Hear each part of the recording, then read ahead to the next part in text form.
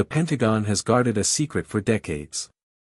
Hidden budgets, redacted files, and unexplained sonic booms have fueled one of aviation's greatest mysteries. For years, officials dismissed it all as rumor, a myth.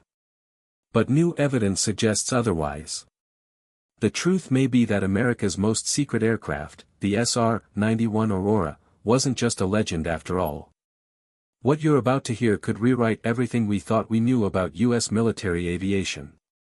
Because somewhere out in Nevada's barren desert, behind the walls of classified hangars, lies the story of a program so advanced, so shadowed in secrecy, that even its existence was officially denied. For nearly 40 years, the Aurora project has haunted defense analysts, whispered about in hangars and war rooms alike. An aircraft supposedly capable of speeds beyond imagination, hypersonic, invisible, untouchable. But if the stories are true, then the United States may have been flying such machines for decades, in total silence. And the trail begins not with a sighting, but a mistake, a single word left unredacted in a 1985 Pentagon document, Aurora. That slip exposed something remarkable: over $455 million quietly funneled into what was labeled black aircraft production, not research. Not design. Production. Enough money to build an entire fleet, not just a prototype. When journalists started digging, the Pentagon froze. No denials. No clarifications. Just silence. The kind of silence that usually hides something extraordinary. Even respected outlets like the Los Angeles Times and Aviation Week and Space Technology began investigating. These weren't fringe conspiracy hunters, these were veteran defense reporters. And they uncovered something stunning. Aurora, it seemed, wasn't just one aircraft. It was the codename for a family of next-generation planes, a network of projects so secret that not even Congress got straight answers. Then, something even stranger happened. The legendary SR-71 Blackbird, America's fastest and most effective spy plane, was suddenly retired. Officially, the reason was cost. But no one in the Air Force protested. No debates, no pushback, just quiet acceptance. And that silence was louder than words. Because the U.S. military never retires a proven system without having something better waiting in the wings. So what could possibly replace the Blackbird? In August 1989, a trained aircraft observer named Chris Gibson was working on an oil rig off the coast of England. He'd identified thousands of planes in his 12 years with the Royal Observer Corps. But that morning, he spotted something that shouldn't exist: a large triangular aircraft flying in formation with 2 American fighters and a tanker. It wasn't in any manual. Its shape, its size, completely foreign. Gibson sketched what he saw. The formation was precise, military, and deliberate. That meant this wasn't an experiment. It was operational. And it was being refueled, suggesting intercontinental range. At the same time, people living near Area 51 began hearing strange noises in the night, not the sharp crack of a sonic boom, but something deeper, like the sky itself tearing open. Witnesses described a rhythmic pulsing sound, as if the aircraft's engine was firing in bursts.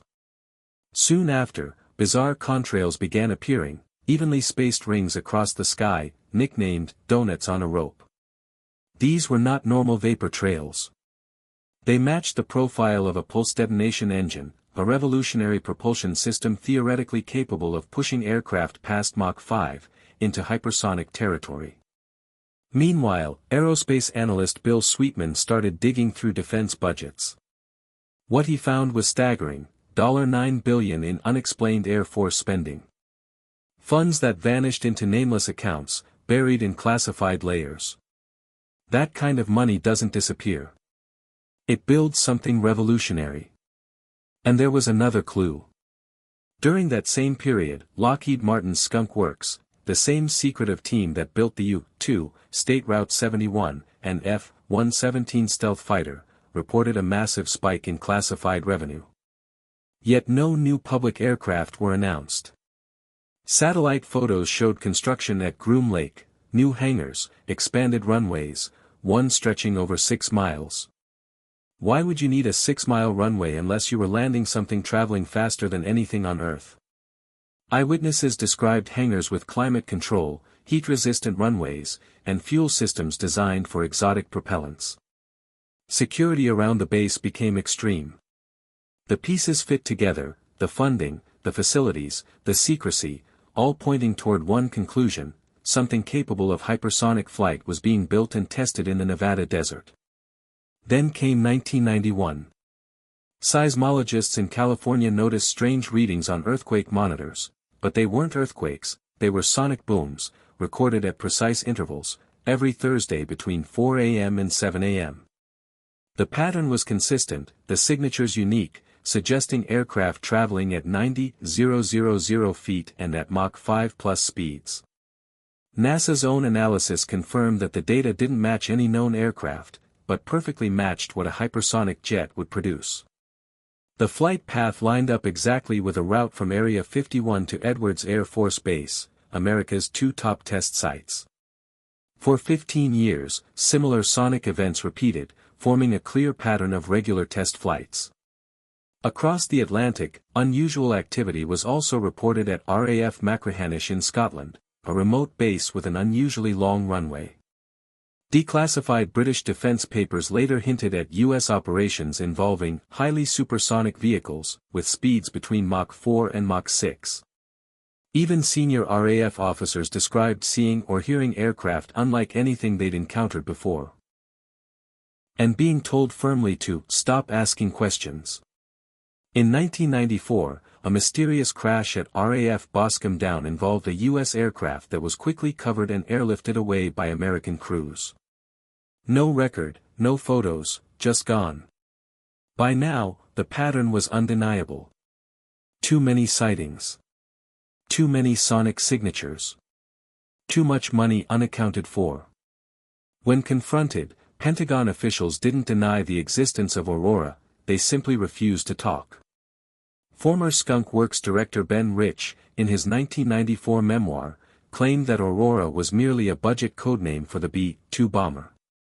But that explanation raised more questions than it answered. Why reuse the name? Why the enormous budget discrepancies?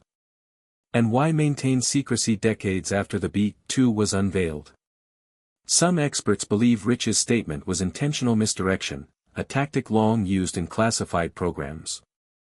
In the world of black projects, truth is often layered beneath carefully crafted denials. Fast forward to today, and the pieces align even more clearly. The US, China, and Russia are now locked in a hypersonic arms race. Yet while other nations scramble to master Mach 5 flight, the United States moves with quiet confidence, as if it's been here before. The newly revealed SR-72, son of Blackbird, program, currently in development by Skunk Works, looks eerily similar to old Aurora sketches, the same sleek delta triangular shape, the same focus on speed and stealth. Lockheed executives have confirmed that hypersonic flight is now mature enough for operational aircraft. That statement alone suggests decades of prior research, perhaps dating back to Aurora itself. So did Aurora exist? The evidence says yes. The funding, the eyewitnesses, the data, the infrastructure, all align. Whether it became a fully operational platform remains classified, but it almost certainly flew. If true, that means America achieved hypersonic reconnaissance long before the rest of the world even started chasing it. And while the real story may stay locked behind secure vault doors for years to come, one fact is clear: the State Route 91 Aurora represents more than an aircraft. It symbolizes the edge of human engineering, and a nation's relentless drive to stay ahead. Thanks for watching this deep dive into one of aviation's greatest mysteries. If you enjoy exploring the hidden world of military technology, hit like, subscribe, and join us as we continue uncovering the secrets that shape our skies. Because the truth isn't gone, it's just classified.